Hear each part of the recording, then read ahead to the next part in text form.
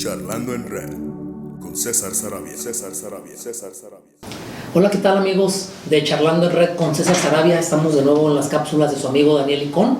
Estaremos hablando hoy de la quinta cápsula sobre los actos de molestia. El artículo 16 constitucional contempla en su primer párrafo que nadie puede ser molestado en su persona, familia, papeles, propiedades, posesiones, sino virtud de mandamiento escrito de la autoridad que funde y motive la causa legal del proceder. Esto ha sido calificado entonces por el Pleno de la Suprema Corte de Justicia de la Nación, que todo acto que es realizado fuera de procedimiento, que es precautorio, preliminar o provisional, es acto de molestia, a diferencia de los actos privativos que están contemplados en el artículo 14 constitucional, párrafo segundo, que dice que nadie puede ser privado de sus derechos. La diferencia que se ha dado jurisprudencialmente del acto de molestia y acto privativo es que, como se dijo, el acto de molestia es provisional, preventivo o preliminar, en tanto que el acto de molestia es definitivo, es decir, está resolviendo el fondo de un asunto. Así yo les pongo un ejemplo. El que a mí me aseguren mi vehículo o que me embarguen mi vehículo va siempre a constituir un acto de molestia, porque es provisional, no es definitivo, es temporal. ¿Para qué?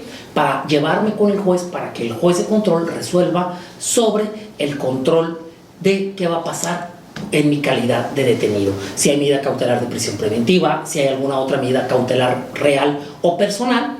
Pero en sí mismo la orden de aprehensión no es un acto privativo porque no me está privando definitivamente de mis derechos. Eso sería hasta en sentencia, donde el juez imponga, por ejemplo, una sanción que me diga, te impongo 5 años de prisión. Entonces, esa sentencia sí sería un acto privativo. Todo lo demás sería un acto de molestia. Así, en el acto de molestia vamos a encontrar infinidad de casos. Podemos encontrar entonces una revisión corporal que la policía me vaya a realizar. A partir del Código Nacional, el artículo 266 del Código Nacional regula los actos de molestia, en el que nos establece que el policía podrá realizar en las personas revisiones corporales y nos menciona que deberá de informarle al detenido su derecho. ¿Cuál es el derecho de toda la persona? Pues negarnos a permitir esa revisión corporal. Hay revisión corporal y hay inspección, son actos totalmente diferentes.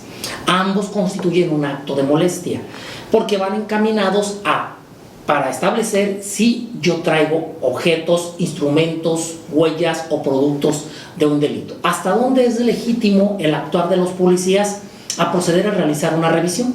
Así, la primera sala de la Corte estableció 3 niveles de contacto. Menciona que no todo actuar del policía constituye un acto restrictivo o un acto de molestia, y estableció que el policía tiene entonces la posibilidad de tener 3 niveles de contacto entre la policía y el ciudadano. ¿Cuáles son esos 3 niveles de contacto? Nos menciona que es la simple inmediación, la restricción temporal de un derecho y la detención en sentido estricto. Así, son 3 actos en el que va generándose posteriormente el acto de molestia.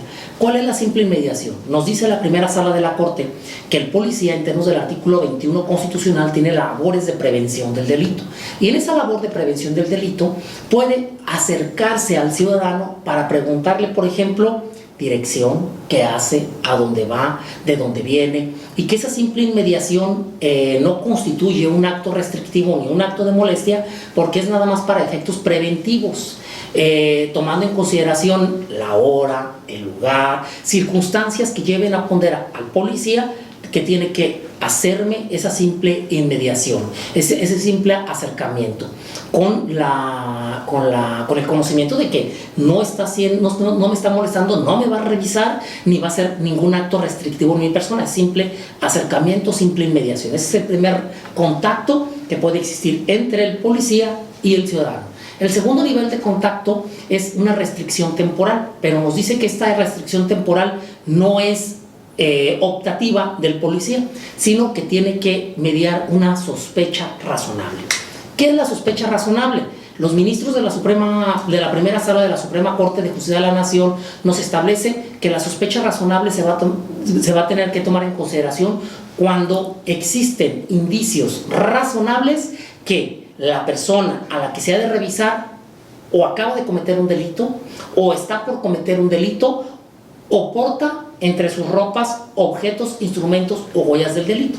Así, para que se dé esa sospecha razonable, los miembros de la primera sala de la Suprema Corte de Justicia de la Nación nos dieron 3 supuestos en los cuales el policía estará en posibilidades de proceder a una revisión.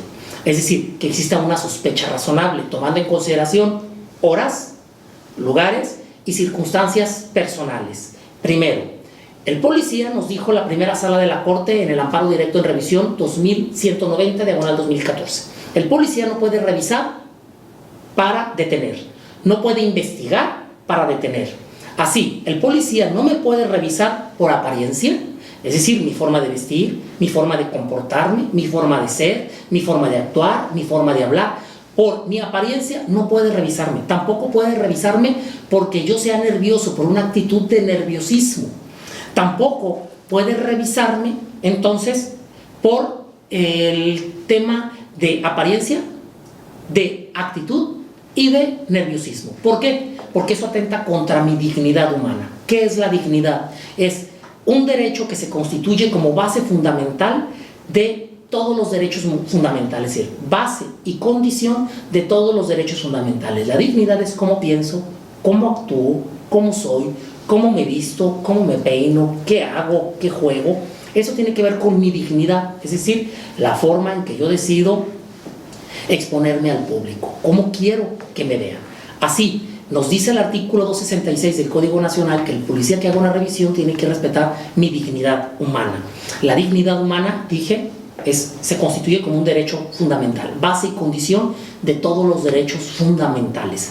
No pueden revisarme, vuelvo a insistir, por mi apariencia, no pueden revisarme por nerviosismo y no pueden revisarme por sospecha simple, por mi actitud. La sospecha simple siempre va a atentar contra mi dignidad, el nerviosismo va a atentar contra mi dignidad y mi apariencia también, porque por mi forma de ser, mi forma de pensar o mi forma de actuar me van a revisar y eso atentaría contra mi dignidad humana, base y condición de todos los derechos fundamentales. Así, nos dio 3 supuestos en los cuales los policías sí pueden realizar una revisión.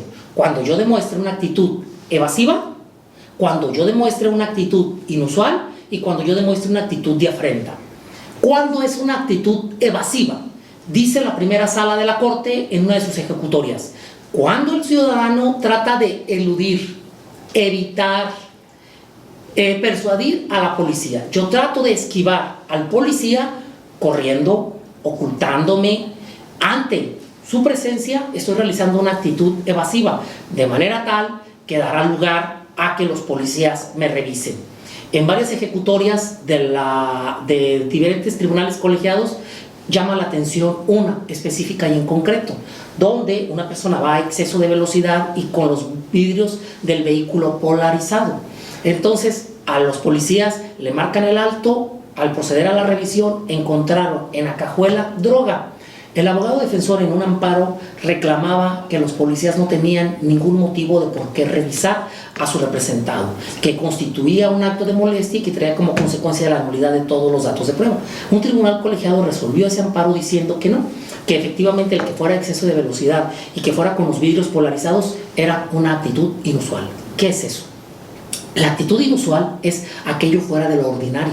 Hay un cambio brusco de mi actividad o que yo trate de ocultar alguna información o mi forma de comportarme. En ese sentido, la actitud evasiva, vuelvo a insistir, es cuando yo trato de eludir, de esquivar, de esconderme de la autoridad, lo que dará lugar a que el policía proceda a revisarme, porque constituye una sospecha razonable. El segundo supuesto es la actitud inusual, es decir, cambios bruscos de actividad. Y en esa ejecutoria que les menciono, el traer los vidrios polarizados, el ir a exceso de velocidad, fue calificado por ese tribunal colegiado como una actitud inusual, lo cual la primera sala de la Corte también mencionó que daba lugar a la sospecha razonable de que estaba ante la presencia de un delito o de ocultar la comisión de un delito, lo que daba la facultad al policía a realizar ese segundo nivel de contacto, es decir, proceder a la revisión.